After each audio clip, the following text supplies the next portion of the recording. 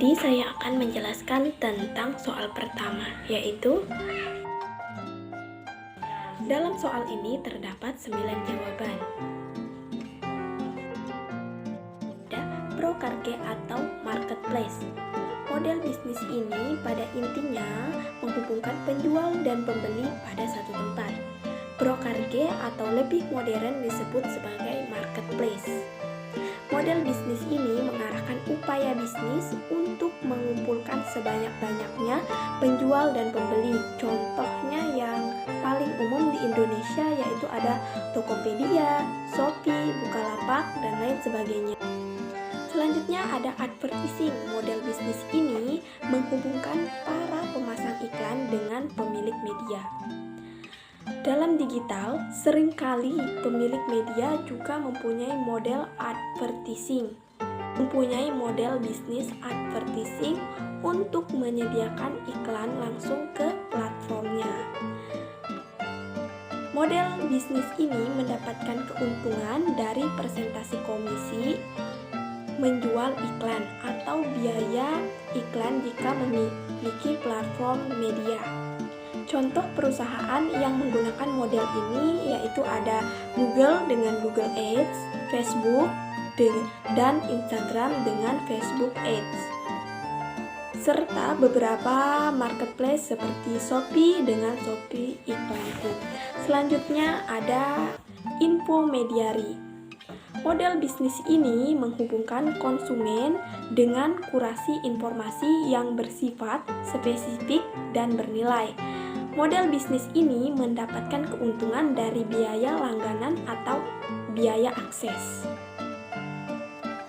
Contoh perusahaan yang memakai model bisnis ini yaitu ada Kompas dengan Kompas ID dan Bloomberg dengan Bloomberg Terminal. Selanjutnya ada Merchant. Model bisnis ini sama seperti model bisnis yang sudah ada sebelum di era digital. Namun perbedaannya terletak pada pemanfaatan digital dan sebagai saluran distribusi dan pemasaran. Model bisnis ini mendapatkan keuntungan dari penjualan produk yang dihasilkan. Selanjutnya ada manufaktur. Model bisnis ini sama dengan sebelumnya memanfaatkan kekuatan digital untuk membuat proses bisnis lebih efisien dan efektif. Model bisnis ini mendapatkan keuntungan dari penjualan produk yang dibuat.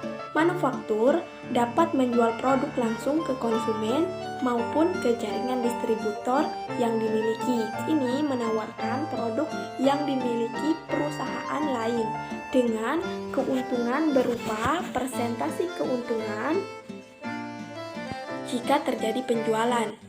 Model bisnis ini tidak membayar komisi apapun jika ada penjualan atau aksi konversi apapun yang terjadi. Selanjutnya ada community. Model bisnis ini mengandalkan komunitas yang aktif dan manajemen yang tinggi untuk menjalankan bisnis.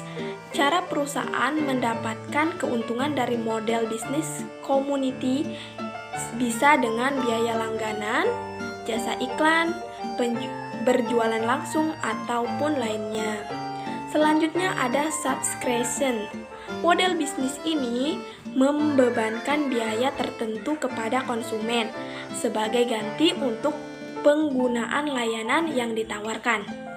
Semakin banyaknya pengguna yang dimiliki, maka semakin besar menghasilkan penghasilan yang didapat. Contoh perusahaan yang menjalankan model bisnis ini ada Netflix, Spotify, dan lainnya. Selanjutnya ada Unitily atau On Demand. Model bisnis ini membebankan biaya sesuai layanan yang digunakan. Contoh perusahaan yang menjalankan model bisnis ini ada Grab dan Gojek. Jadi saya akan menjelaskan tentang jawaban yang kedua.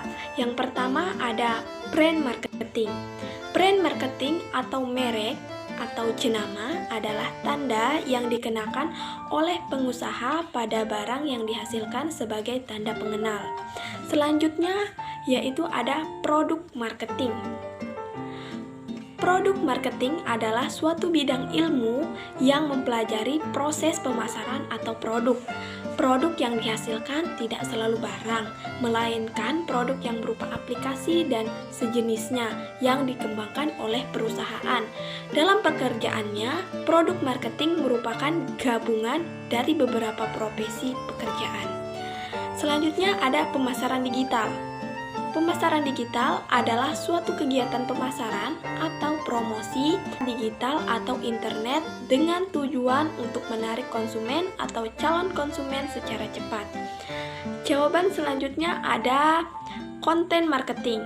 Konten marketing merupakan sebuah strategi marketing dalam membuat dan menyebarkan konten yang berharga, relevan, dan juga konsisten untuk menarik perhatian para audiens yang dituju.